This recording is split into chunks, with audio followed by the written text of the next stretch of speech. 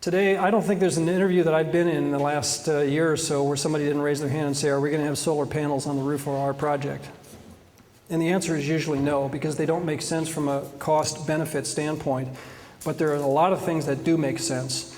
Not the politically correct things that you'll sometimes see in some of the green stewardship programs that are out there in the secular world, but there are some things that absolutely make sense for churches and schools to think about. And so we want to talk about the kinds of things that we're going to be bringing in here.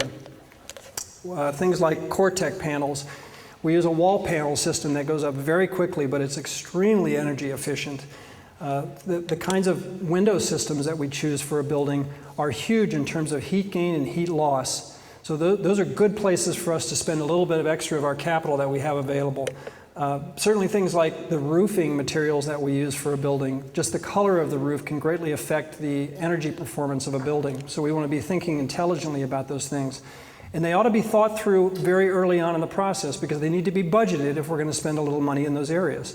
Other things too that are free are things like orientation. How do we gather space and how do we orient space to take the best access to solar gain and solar loss or heat loss? Our systems, our Linux systems are huge things for us. We talked a little bit about the control systems with the Linux Energit units. Control systems are not oftentimes available on simple rooftop package units. So we want to make sure that we are involved with systems that have those kinds of controls. Things like plasma air systems. You can look at an energy analysis on a building today, and energy today is largely not controlled in a room like this based on what the envelope is constructed as. It's largely controlled by the fresh air need for a building dictated by the code. When ASHRAE came in 1990 and imposed the kinds of fresh air standards that are good. We want fresh air in a room like this, otherwise I'd be up here talking and there would be people sleeping with their heads down on the table if we didn't have fresh air. So we want fresh air, but at the same time we need to understand how do we treat that fresh air intelligently. And so the plasma air units takes care of that issue and helps us solve that in an energy efficient way. Lindab ductwork. We found that Lindab ductwork, the old ductwork systems of putting in field fabricated ductwork where you put duct tape or you put plasticizing agents on the joints, it's a cheap system to go in. It's pretty good, but about 5 years from now, those joints start to crack and become brittle and leak, and you're losing 20 to 30% of your paid for energized air to your interstitial space. And you as an owner, you're thinking, boy, energy's really expensive these days.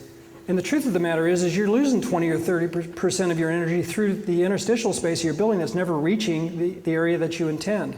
The Lindab ductwork goes in for a little bit more upfront cost in terms of the material cost, but it's much faster to erect, and it has a neoprene seal that doesn't degrade over the short life of a building. It stays intact, and we're not losing 20 or 30% pressure loss to the interstitial space. So again, let's think through those issues, and if we can involve the subcontractor in those discussions and educate them, because very few subcontractors have put it in, we can help them understand in our across-the-table discussions the way that it goes in and the way it's going to save them money. And so we find that value engineering that you see on the right-hand side is a huge way for us to bring value to these systems. These are just other examples of all kinds of materials that have been analyzed, not only from an upfront cost standpoint where our initial cost is impacted, but what the long-term costs of the building are. Let's keep going through these. And we find that this is biblical, and we also want to emphasize the whole notion of job site ministry. I don't know if that video, Curtis, will run. If we can bring these folks into relationship with us, and in the early parts of these projects, we earn the right to witness to them, to minister to them. And we will challenge you as a church to get involved in reaching out into the lives of the men and women that will help put these buildings together. It looks like it's running on the bottom bar, but I'm not sure if it's just a... It's not going to play? Okay. All right, we'll save the video for a later time.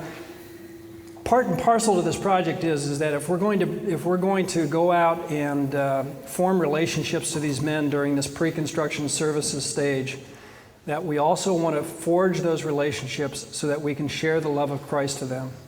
And so what we found is that if we can energize the church into relationships as we go along, and that happens in a variety of ways. We have about an idea book of about 200 ways that we will get involved, ask the church to get involved.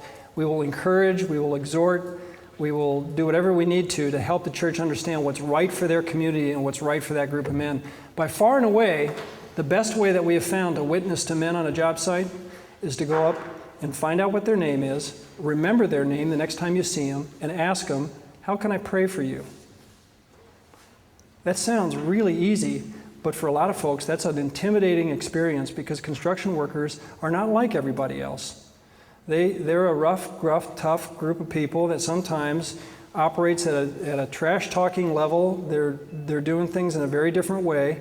And so the job site demeanor sometimes sort of encourages these walls to be set up. And we would encourage you as a church to break those walls down and figure out how to integrate you as a church with these men, because that's what churches should do. We'll encourage you to do that. In that video, we'll talk a little bit more about that, but we won't get to see that today. So as a wrap up here, we're not here to build monuments. We want to avoid that monumentality aspect. Sometimes it's the monument to the architect, sometimes it's a monument to the pastor or the building committee.